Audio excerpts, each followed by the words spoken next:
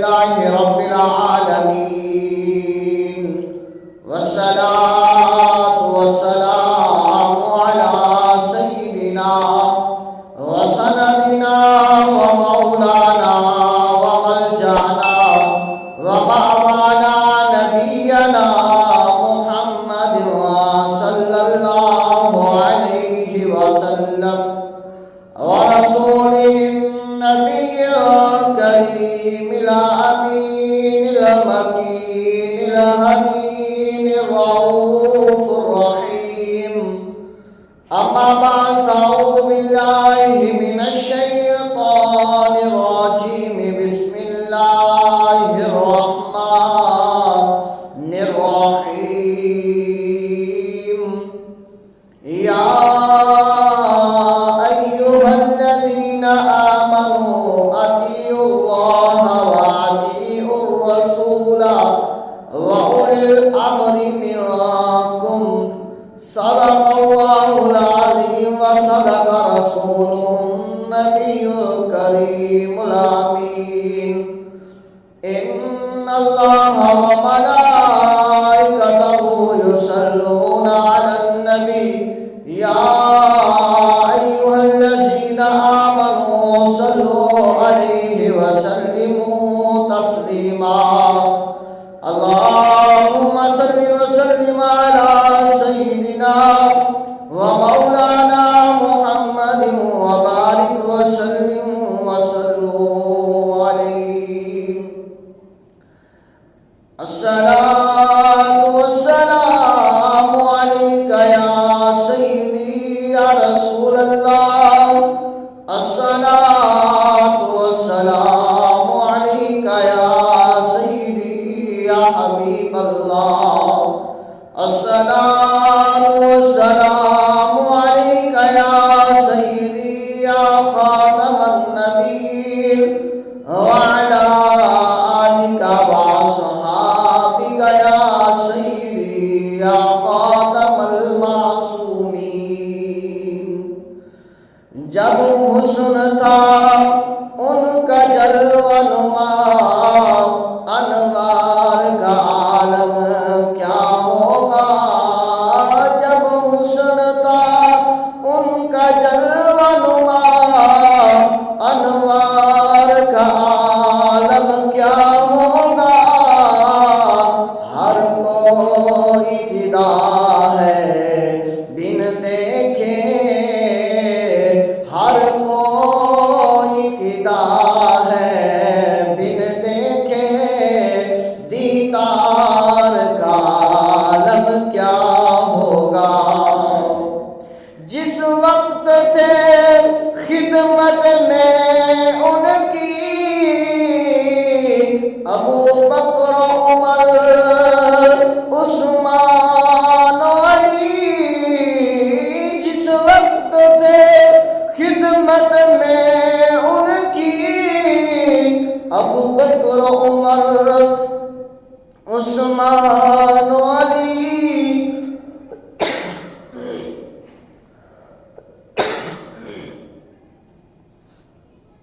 جس وقت تھے خدمت میں ان کی ابو بکر عمر عثمان علی. اس وقت رسول اکرم کے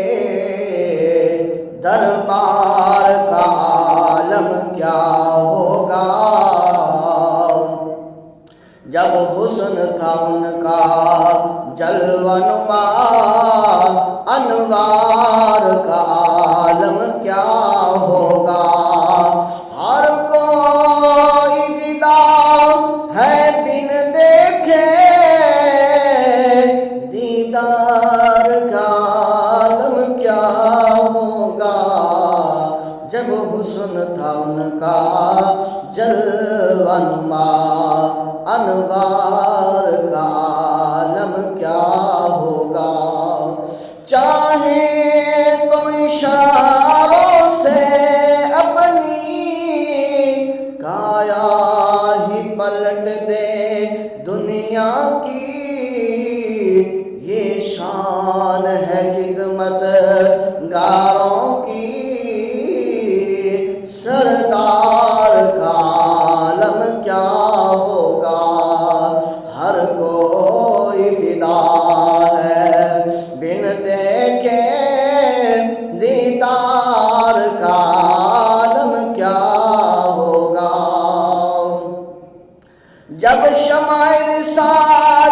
روشن ہو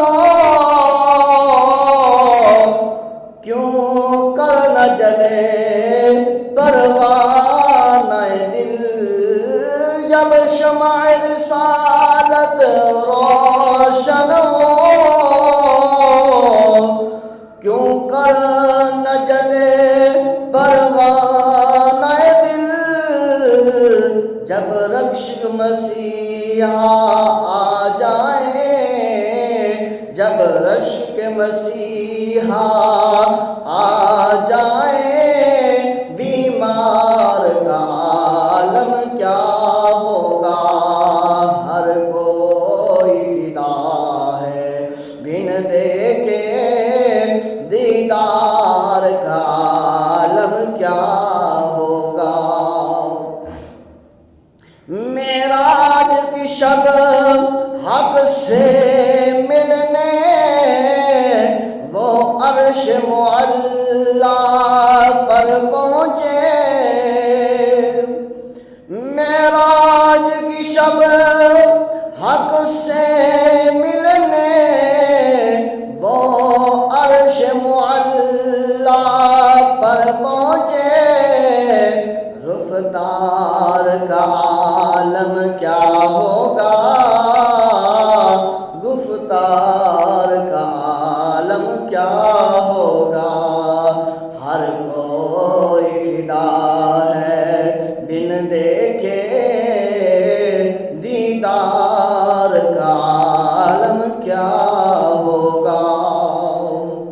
اللہ غنی سبحان اللہ اللہ غنی سبحان اللہ کیا خوب ہے روزہ کا نقشہ اللہ غنی سبحان اللہ کیا خوب ہے روزے کا نقشہ محراب حرم کی جالی کہ مینار کا عالم کیا ہوگا ہر کوئی فدا ہے بن دیکھے ہر کوئی فدا ہے بن دیکھے دیدار کا عالم کیا ہوگا کہتے ہیں عرب کے ذروں پر کہتے ہیں عرب کے ذروں پر انوار کی بارش ہوتی ہے کہتے ہیں عرب کے ذروں پر انوار کی بارش ہوتی ہے اے نجم نہ جانے طیبہ کی اے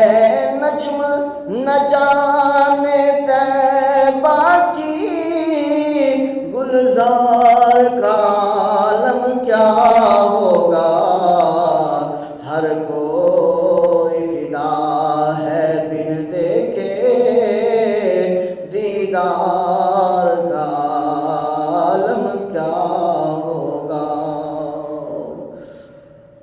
حمد و صلوات کے بعد واجب الاحترام سامعین محترم جہاں جہاں تک آواز پہنچ رہی ہے اور جو مسجد میں تشریف فرما ہے سبھی کے لیے اللہ رب العزت کی پاک بارگاہ میں دعا کرتے ہیں قریب اللہ سبھی کے علم و عمل میں اضافہ فرمائے اور سبھی کو محبوب علیہ السلام کی محبت میں جینے والا اور مرنے والا بنے اب ذیوکار جمعہ المبارک کا مختصر سا وقت ہوتا ہے اگر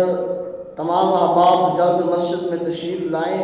تو انشاءاللہ العزیز اللہ اور اس کے رسول کا پیغام جو ہے وہ آپ تک بآسانی پہنچایا جا سکتا ہے اللہ رب العزت فرماتا ہے اپنے عظمت والے قرآن میں کہ یا ایھا الذین آمنوا اطیعوا اللہ واطیعوا الرسول واولی الامر منکم فرمایا کریم اللہ نے کہ اے ایمان والو حکم مانو اللہ کا اور حکم مانو رسول کا اور ان کا جو تم میں حکومت والے ہیں۔ اب اسی وقت پتہ یہ چلا کہ سب سے پہلے اللہ کا حکم ماننا ہے، اللہ کے حکم ماننے کے بعد رسول اللہ صلی اللہ علیہ وآلہ وسلم کا حکم ماننا ہے، اور کریم آقا کے حکم کے بعد ان کا جو ہم پر حکومت کرنے والے ہیں، یعنی کہ ہم سے مراد جو ہے ہمارے والد صاحب بھی ہیں اور جو ہے ہمارے استاد کریم بھی ہیں اور دیگر جو بڑی بڑی ہستی ہیں جن کا حکم جو ہے وہ ہمارے اوپر چلتا ہے، تو ان کا حکم جو ہے وہ ماننا چاہیے۔ یہ اس طرح اس کی تفسیر احمدیہ میں آتا ہے کہ ہمارے حضور پر نور صلی اللہ علیہ وآلہ وسلم نے ایک لشکر جہاد کے لیے بھیجا اور لشکر کے امیر حضرت خالد بن ولید رضی اللہ تعالی عنہ کو بنایا، اور حضرت عمار بن یاسر رضی اللہ تعالی عنہ آپ اس لشکر میں سپاہی کے طور پر کام سر انجام دے رہے تھے، یعنی کہ آپ سپاہی تھے اور حضرت خالد بن ولید رضی اللہ تعالی عنہ آپ امیر کے طور پر اس لشکر کی سربراہی کر رہے تھے۔ تو جب لشکر اسلام نے کفار پر حملہ کیا تو کفار دوڑے، کوئی کہیں جا رہا ہے کوئی کہیں جا رہا ہے، خوف کے مارے جو ہے وہ بھاگ رہے ہیں۔ ان میں ایک شخص جو باقی رہا وہ چھپ چھپا کر حضرت عمار بن یاسر رضی اللہ تعالی عنہ آپ کے خیمے میں آ جاتا ہے اور آ کر عرض کرتا ہے، اے عمار بن یاسر مجھے جو ہے وہ امان دیجئے، میں آپ کی امان میں آنا چاہتا ہوں۔ تو رات رہے حضرت عمار بن یاسر رضی اللہ تعالی عنہ کے اس خیمے میں وہ کفار وہ کافر۔ جب صبح ہوئی تو پتہ چلا اور حضرت عمار بن یاسر رضی اللہ تعالی عنہ نے خالد بن ولید رضی اللہ تعالی عنہ سے کہا کہ اے امیر محترم یہ میری امان میں تھا۔ تو حضرت خالد بن ولید رضی اللہ تعالی عنہ نے فرمایا کہ اس کا مال جو ہے وہ مال غنیمت میں ڈال دیا جائے اور اس کی امان جو ہے وہ ختم ہو جائے گی۔ کیونکہ تو نے میرے سے پوچھا نہیں ہے کہ میں لشکر کا امیر تھا اور مجھے بتانا تھا، اور پھر جو ہے وہ تیری کسٹڈی میں رہتا۔ یہ معاملہ چلتا ہوا جب نبی پاک صلی اللہ علیہ وآلہ وسلم میں پہنچتا ہے تو آقا کریم صلی اللہ علیہ وآلہ وسلم حضرت عمار بن یاسر رضی اللہ تعالی عنہ کی امان کو قبول کرتے ہوئے اس کافر کو آزاد کر دیتے ہیں، اس کا مال واپس کر دیتے ہیں۔ تو حضرت خالد بن ولید رضی اللہ تعالی عنہ آپ جب عمار پر غصہ کرنے لگتے ہیں تو سرکار دو عالم صلی اللہ علیہ وسلم فرماتے ہیں، اے خالد بن ولید عمار کی رضا میں اللہ کی رضا ہے۔ اے خالد بن ولید عمار کی رضا میں اللہ کی رضا ہے اور عمار کے غضب میں خدا کا غضب ہے۔ جب یہ بات ہوئی تو آقا کریم صلی اللہ علیہ وآلہ وسلم نے یہ جب فرمایا تو حضرت خالد بن ولید رضی اللہ تعالی عنہ نے حضرت عمار بن یاسر رضی اللہ تعالی عنہ سے معافی طلب کی۔ تو حضرت عمار بن یاسر رضی اللہ تعالی عنہ آپس میں ملے اور خوشی خوشی کے ساتھ جو ہے وہ باتیں کرنے لگے اور اپنے معاملے کو بھلایا۔ تو اللہ کریم نے یہ قرآن میں فرمایا، اے محبوب آپ فرما دیجئے ایمان والوں کو کہ یا ایھا الذین آمنوا اطیعوا اللہ واطیعوا الرسول واولی الامر منکم، کہ اے ایمان والو حکم مانو اللہ کا، حکم مانو رسول اللہ کا صلی اللہ علیہ وسلم کا، اور ان کا جو تم میں حکومت کرنے والے ہیں، جو یعنی کہ تمہارے سربراہ بنائے گئے ہیں، جو تمہارے بڑے بنائے گئے ہیں، ان کا حکم مانو۔ تو پتہ یہی چلا کہ ادب جو ہے وہ ہر کام میں پہلا کرینہ ہے، سیڑھی کا، عبادت کا، اور کامیابی کا ادب جو ہے وہ پہلا کرینہ ہے۔ اگر ادب نہیں ہے تو سب کچھ بیکار ہے۔ اللہ کے جو مقامات ہیں، شاعر اللہ ہیں، ان کا ادب کرنا بھی ضروری ہے، جیسا بیت اللہ شریف ہے، مسجد نبوی شریف ہے، حضور اکرم صلی اللہ علیہ وآلہ وسلم کا روضہ انور مبارک ہے، اور بیت المقدس شریف ہے، مسجد ہے، قرآن پاک ہے، عالم دین ہے، اور اولیاء اکرام ہیں، اسی طرح مدارس ہیں، جو دینی کتب ہیں، ان سبھی کا ادب کرنا یہ بھی جو ہے وہ ضروری ہے۔ جو بندہ ادب سے خالی ہے وہ ہر چیز سے خالی ہے۔ جو بندہ ادب کرتا ہے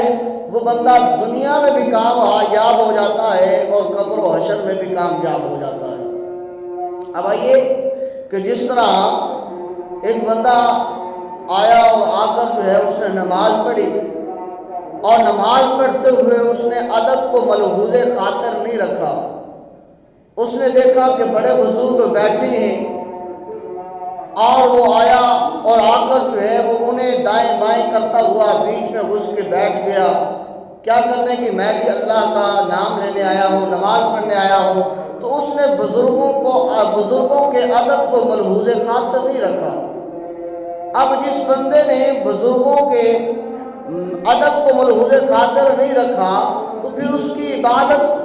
کیسے جو ہے اس کی عبادت میں جو ہے وہ لذت پیدا ہوگی، کس طرح اس کی عبادت میں اسے سرور آئے گا، کس طرح جو ہے وہ اس کے بگڑے کام سنور گے، یہ ممکن نہیں ہے، ناممکن سا۔ اس لیے جو بھی کام ہے اس میں ادب ضروری ہے۔ اب استاد کے سامنے جو بندہ بیٹھا ہے، اب استاد نے کوئی بات کی، اس بات کو روک دیا، ٹوک دیا کہ نہیں جی ایسے نہیں ہے، ایسے ہے، بلکہ ایسے نہیں ہے، ایسے ہے، تو پھر وہ بچہ وہ کامیاب نہیں ہوتا، بلکہ وہ دھکے کھاتا پھرتا رہتا ہے۔ کبھی جو ہے وہ کسی منزل مقصود تک وہ بندہ وہ بچہ نہیں پہنچتا، کیونکہ اس نے ادب نہیں کیا۔ جس طرح با ادب با نصیب، اسی طرح بے ادب بے نصیب۔ جو بندہ ادب کرتا ہے اس کو ہی کامیابی ملتی ہے۔ جس طرح آتا ہے حدیث پاک میں کہ آقا کریم صلی اللہ علیہ وآلہ وسلم کی پاک بارگاہ میں صحابہ اکرام علیہم الرضوان علیہم اجمعین اس طرح بیٹھتے تھے۔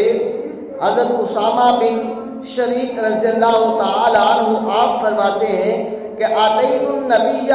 صلی اللہ علیہ وسلم واصحابہ حولہ کأنما علی رؤوسہم الطیر، کہ میں آقا کریم صلی اللہ علیہ وآلہ وسلم کی خدمت میں حاضر ہوا اور صحابہ آس پاس بیٹھے تھے، ایسے کہ گویا ان کے سروں پر پرندے بیٹھے ہوں۔ کہ آقا کریم صلی اللہ علیہ وسلم کی پاک بارگاہ میں صحابہ اس قدر بیٹھتے تھے خاموش ہو کر، اس قدر آقا کریم صلی اللہ علیہ وآلہ وسلم کے ارشاد مبارک کو سماعت کرتے تھے کہ گویا آپ کے سروں پر پرندے بیٹھے ہوں۔ اس قدر جھک کر آقا کریم صلی اللہ علیہ وآلہ وسلم کے ارشاد مبارک سنا کرتے تھے۔ یہ ادب کا کرینہ بتایا، صحابہ نے یہ سکھایا کہ دیکھو ہم نے رسول اللہ صلی اللہ علیہ وسلم کی پاک بارگاہ میں بیٹھ کر ایسے ادب کیا ہے کہ جب تم بھی اللہ کے گھر میں جاؤ، اللہ کی بارگاہ میں جاؤ، اللہ رب العزت کے نیک بندوں کی بارگاہوں میں جاؤ، ان کی مجلسوں میں جاؤ، تو پھر وہاں پر جو ہے وہ دائیں بائیں کی باتیں نہ کرو، بلکہ ادب کے ساتھ بیٹھو اور گفتگو کرنے والے کو، اللہ کے یعنی کہ ارشاد بیان کرنے والے کو، محبوب علیہ السلام کے ارشاد سنانے والے کو سنو کہ وہ کیا سنا رہا ہے۔ اسی طرح ایک اور حدیث پاک میں آتا ہے کہ حضرت ابوبکر صدیق رضی اللہ تعالی عنہ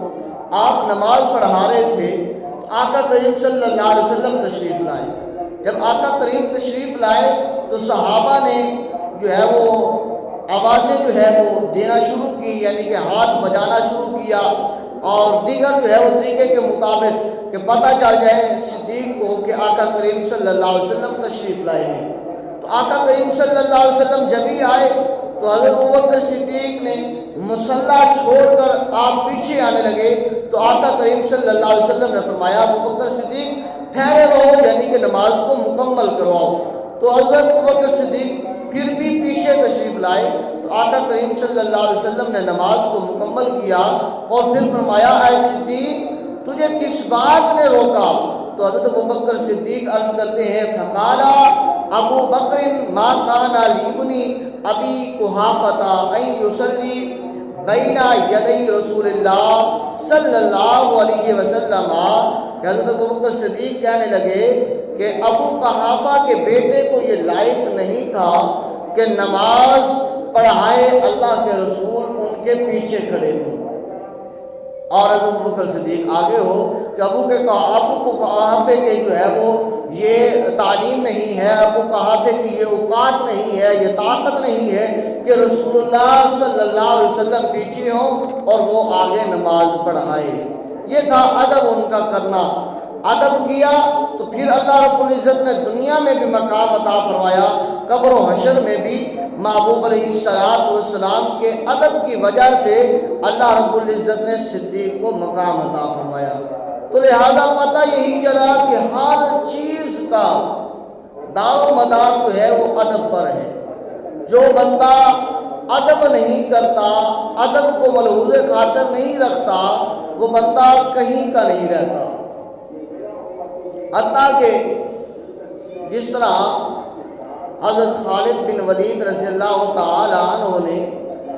آقا کریم صلی اللہ علیہ وآلہ وسلم کے بال مبارک کا بھی ادب کیا۔ جنگ میں تھے، جنگ چل رہی تھی، کفار گاجر اور مولی کی طرح جو ہے وہ کاٹے جا رہے تھے۔ آقا کریم صلی اللہ علیہ وسلم کے غلام جنگ جو ہے وہ کر رہے ہیں، اور اس سمے میں، اس لمحے میں، اس وقت میں حضرت خالد بن ولید رضی اللہ تعالی عنہ نے جو سر اپنے کو اوپر ٹوپی پہنی ہوئی تھی، دستار باندھی ہوئی تھی، وہ نیچے زمین پر آ گرتی ہے۔ تو حضرت خالد بن ولید رضی اللہ تعالی عنہ آپ پکارتے ہیں کہ کوئی ہے میری مدد کرنے والا جو مجھے جو ہے وہ میری ٹوپی یا میری دستار پکڑائے؟ اور پھر حتیٰ کہ آپ نے خود ہی جو ہے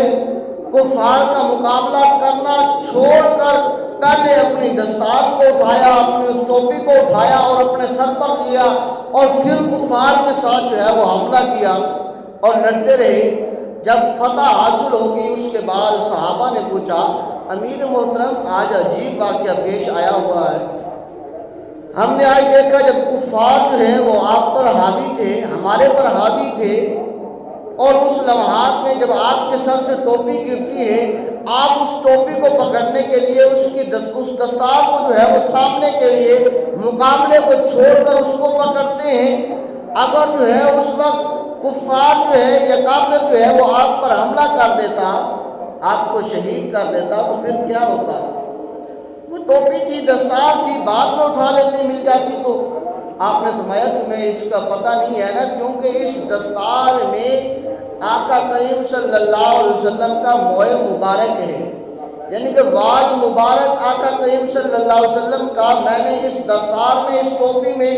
سلائی کیا ہوا ہے، اور اسی وجہ سے، اسی برکت کی وجہ سے اللہ رب العزت مجھے ہر جنگ میں فتح عطا فرماتا ہے۔ تو پھر وہ اس دستار میں جب آقا کریم کا بال مبارک تھا تو وہ نیچے زمین پر تھی، اس کے اوپر کسی کافر کا پاؤں آتا تو میں خالد کو، میں آقا کریم کے غلام کو یہ کیسے پسند ہوتا کہ میرے آقا کا بال مبارک، امام الانبیاء کا بال مبارک اور ایک کافر کے پاؤں کے نیچے میں آ جائے۔ ادب تھا۔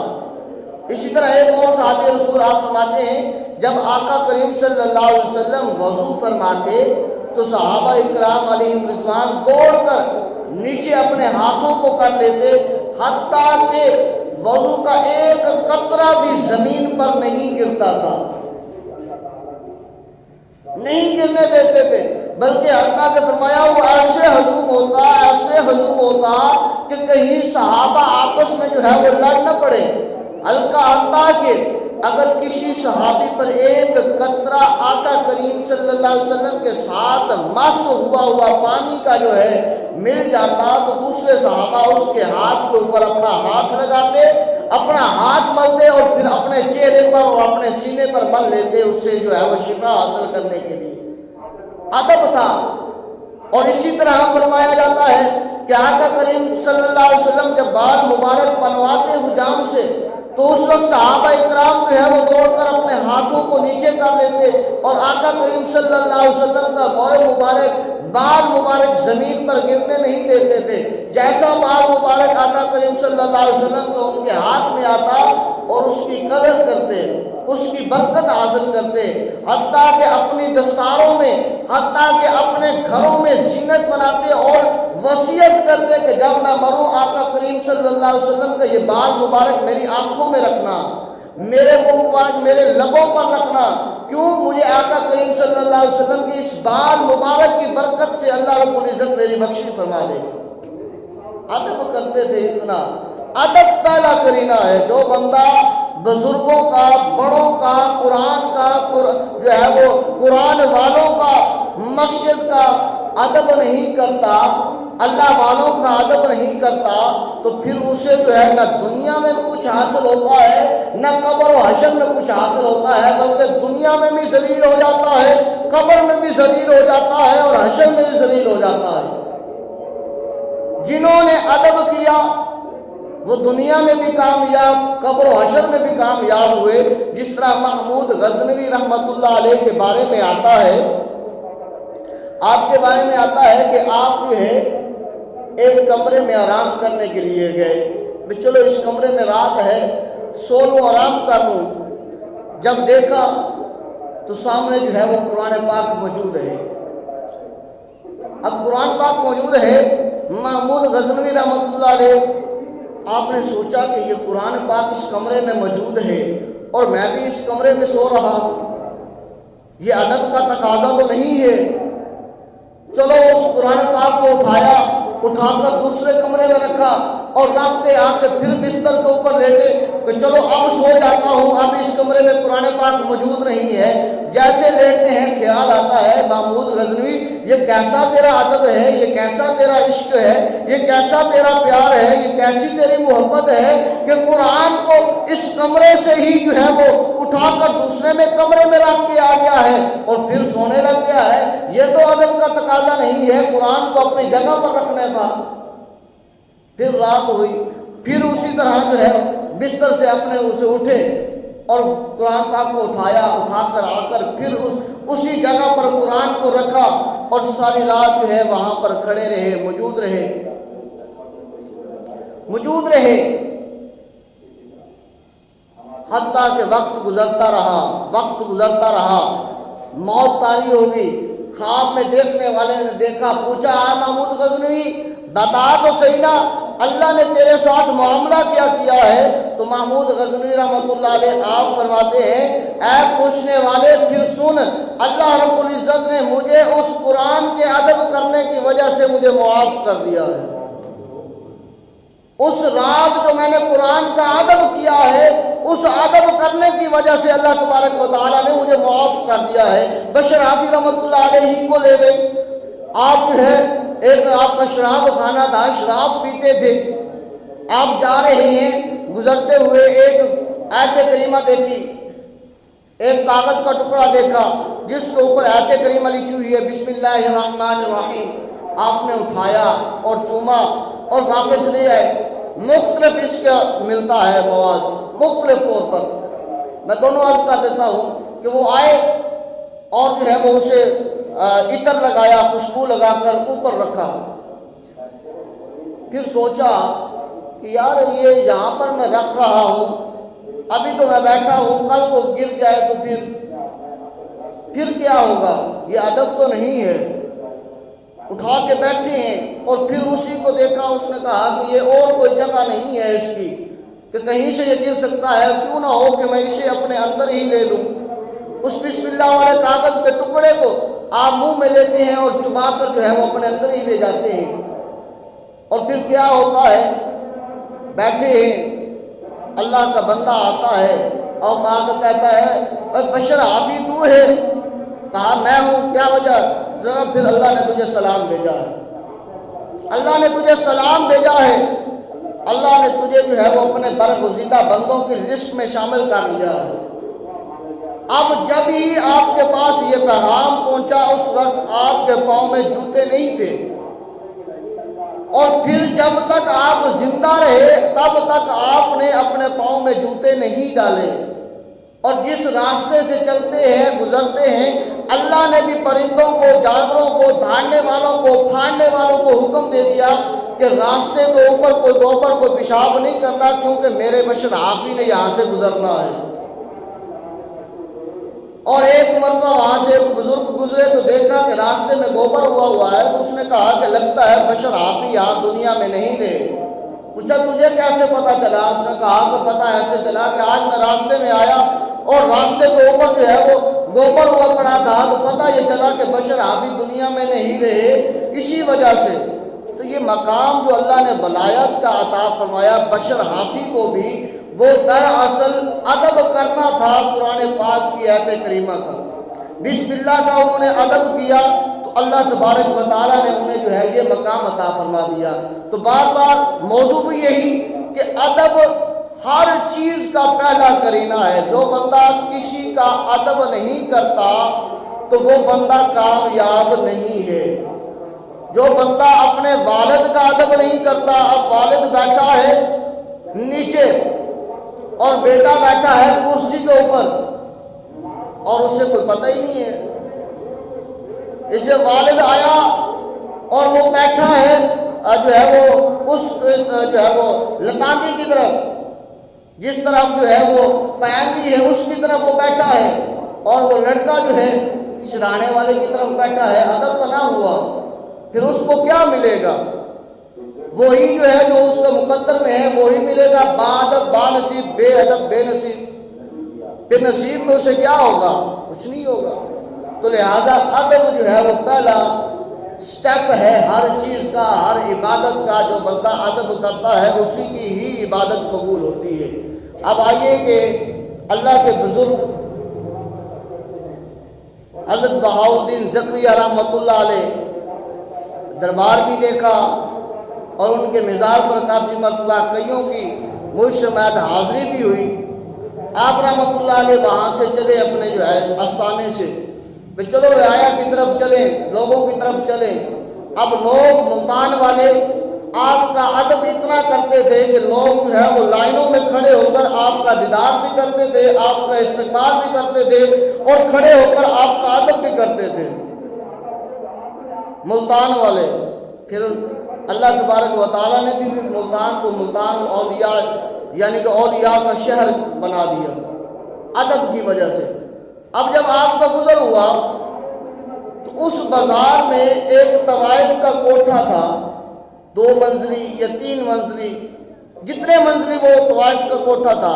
وہاں وہ طوائفہ جو ہے وہ بیٹھی ہے اپنے یاروں کے ساتھ گپ شپ کر رہی ہے۔ نیچے سے آواز دینے والے نے آواز دی کہ لوگوں خبردار ہو جاؤ، اللہ کا ولی بہاؤالدین زکریا رحمۃ اللہ علیہ وہ تشریف لا رہے ہیں، وہ ہمارے بازار سے ہماری گلیوں سے گزر رہے ہیں، جس نے برکت حاصل کرنی ہے وہ آ جائے، جس نے دیدار کرنا ہے وہ آ جائے۔ اب اس عورت نے بھی سنا اور فوراً اس نے جو ہے وہ اپنی چادر اپنا دوپٹہ لیا اور فوراً نیچے دوڑی ہوئی جو ہے وہ دروازے پر آ جاتی ہے اور نیچے کھڑی ہو جاتی ہے ادب کے ساتھ، اور حضرت بہاؤالدین زکریا رحمۃ اللہ علیہ وہاں سے گزر جاتے ہیں۔ جنہوں نے جو فیض حاصل کرنا ہے، دعائیں لینی ہے، وہ دعائیں لیتے ہیں، چلے جاتے ہیں۔ اب وہ طوائفہ پھر چلی واپس اپنے یاروں کے پاس جا کر بیٹھ گئی۔ انہوں نے کہا کہ عجیب بات ہے، کہاں چلی گئی تھی؟ کہا کہ تمہیں وہ آواز سنائی نہیں دی جو مجھے سنائی دی ہے؟ کہا وہ تو ہم نے بھی سنی ہے کہ اللہ کا ولی بہاؤالدین زکریا رحمۃ اللہ علیہ گزر رہے ہیں، تو میں ان کے ادب کے لیے نیچے چلی گئی۔ انہوں نے کہا کہ یہاں پر جو ہے وہ روشن دان تھا، الماری تھی، وہاں سے دیکھ لیتی، وہاں سے کھڑی ہو جاتی۔ اس نے کہا نہیں، میں بدنیک، گناہگار، میں اوپر اور وہ اللہ کا نیک بندہ، اللہ کا ولی، اللہ کا برگزیدہ بندہ، جو دعا مانگے اللہ قبول کرے، جو سجدہ کرے اللہ قبول کرے، جو چلے اللہ کی رضا کے لیے، جو بیٹھے اللہ کی رضا کے لیے، جو سوئے وہ اللہ کی رضا کے لیے، جو کچھ کرے اللہ کی رضا کے لیے، وہ نیچے ہو اور میں بد نیک جو ہے اوپر ہوں، مجھے یہ زیب نہیں دیتا۔ اتنی بات کرنی تھی کہ اللہ تبارک و تعالی نے اس کے دل کی دنیا کو بدل دیا، دل کی دنیا کو بدل دیا، سب کچھ عیاشی میاشی ختم، اللہ کی بارگاہ میں آئی، سجدہ سجود کیا کہ باری تعالیٰ کہ تو نے مجھے بھی کان دیے ہیں، آنکھیں دی ہیں، سب کچھ دیا ہے، میں چل بھی سکتی ہوں، کھا بھی سکتی ہوں، پی بھی سکتی ہوں، پر تیری نافرمانی کرتی رہی ہوں۔ بارگاہ الہی میں آ کر توبہ کرتی ہے، اللہ توبہ قبول کرتا ہے، وقت گزرتا ہے، موت ہو جاتی ہے، دیکھنے والے دیکھتے ہیں اسے خواب میں اور وہ جنت میں ٹہل رہی ہے، جنت میں بہت بڑا محل ہے اس کا، اور اس میں جو ہے وہ چہل قدمی کر رہی ہے۔ پوچھا یہ طوائفہ تجھے یہ مقام کیسے ملا، جنت تجھے کیسے ملی، یہ جنت کا مقام تجھے کیسے ملا؟ اس نے بتایا تمہیں پتہ نہیں، میں نے اللہ کے ولی کا ادب کیا تھا، بہاؤالدین زکریا رحمۃ اللہ علیہ کا میں نے ادب کیا، اس ادب کی وجہ سے اللہ نے مجھے توبہ کی توفیق عطا فرمائی، میں نے اپنے گناہوں سے اللہ کی بارگاہ میں توبہ کی، مجھے موت آ گئی کیونکہ اللہ نے میرے گناہوں کی توبہ قبول کر لی تھی، اور پھر اللہ نے مجھے اپنے ولی کے صدقے یہ جنت میں یہ مقام عطا فرما دیا۔ تو جو مقام ملتا ہے وہ ادب سے ملتا ہے، جو بندہ قرآن کا، اذان کا اور مسجد کا، بیت اللہ شریف کا، حرم پاک کا ادب کرتا ہے وہی بندہ کامیاب ہوتا ہے، جو بندہ ادب نہیں کرتا وہ کسی کھاتے کا نہیں رہتا۔ لہذا جب یہ مسئلے کی بات بھی ساتھ کرتا چلوں کہ اگر کوئی بندہ چلتے ہوئے بیت اللہ شریف کی طرف صرف خالی تھوک دیتا ہے، کئی تو جو ہے وہ اپنے باتھ روموں کا رخ بھی جو ہے وہ اس طرح کر رہے ہیں بیت اللہ شریف کی طرف، اور پھر کہتے ہیں کہ ہم نے پوچھا ہے، لیکن یہ عملاً مجبوری ہے، جب کوئی سمت باقی نہ بچے، کوئی حل باقی نہ بچے، یہ تب جا کر جو ہے یہ اجازت ملتی ہے، ایسے نہیں ملتی۔ جیسے جان جا رہی ہے تو پھر حرام کا جو ہے وہ اجازت ملے گی کہ اس حرام سے اگر تمہاری جان بچ سکتی ہے تو وہ لقمہ جو ہے وہ تم کھا لو، اگر تمہاری جان نہیں بچ سکتی تو پھر حرام تمہارے لیے حرام ہی رہے گا۔ تو لہذا کئیوں نے جو ہے وہ اپنے باتھ روموں کا رخ جو ہے وہ بیت اللہ شریف کی طرف کیا ہوا ہے، یہ غلط ہے، انتہائی غلط ہے۔ آقا کریم صلی اللہ علیہ وسلم کا فرمان سن لیجئے، آقا کریم نے فرمایا جس بندے نے صرف سیدھے رخ بیت اللہ شریف کی طرف تھوکا، کل قیامت کے دن وہ تھوک